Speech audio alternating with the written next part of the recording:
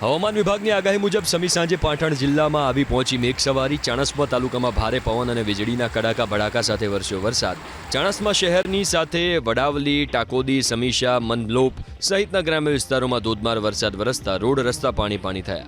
આ તરફ શંખેશ્વર શહેર અને તાલુકામાં પણ ધોધમાર વરસાદ વરસ્યો। શંખેશ્વરના પંચાસર, પાડલા સહિતના ગ્રામ્ય વિસ્તારોમાં વરસાદ વરસ્યો। ધોધમાર વરસાદથી નીચાણવાળા વિસ્તારોમાં પાણી ભરાયા। રસ્તા પરથી નદીઓ વહેતી હોય એવા દ્રશ્યો સર્જાયા। અરવલ્લી જિલ્લામાં વરસ્યો સાર્વત્રિક વરસાદ। છેલ્લા 24 કલાકમાં ધનસુરા અને બાયડમાં 3 ઇંચ વરસાદ ખાબક્યો તો મેઘરજમાં 1.5 ઇંચ અને માલપુરમાં 1/2 ઇંચ વરસાદ વરસ્યો। મેઘરજ તાલુકાના ગ્રામ્ય વિસ્તાર એવા ઇસરી, રેલાવાડા, જીતપુર સહિતના ગ્રામ્ય વિસ્તારોમાં વરસાદ વરસ્યો।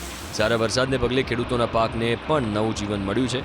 તો આ તરફ બાયડની વરાંસી નદી પણ 2 કાંઠે વહેતા સ્થાનિક પ્રશાસને નદી કાંઠાના વિસ્તારોને એલર્ટ કર્યા।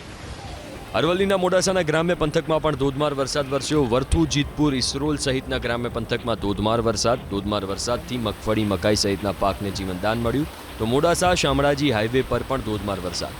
ગાજણ, મરડિયા, જામાપુર સહિતના વિસ્તારોમાં ધોધમાર વરસાદ। સમી સાંજે વાતાવરણમાં પલટો આવ્યો। સાબરકાંઠા જિલ્લામાં તલોદ શહેર અને આસપાસના ગ્રામ્ય વિસ્તારોમાં 2 કલાકમાં 1 ઇંચ જેટલો વરસાદ વરસ્યો। તલોદ શહેરની સાથે વક્તાપુર, મૈયલ, ખેરોલ, ઉજેડિયા સહિતના ગ્રામ્ય પંથકમાં વરસાદ।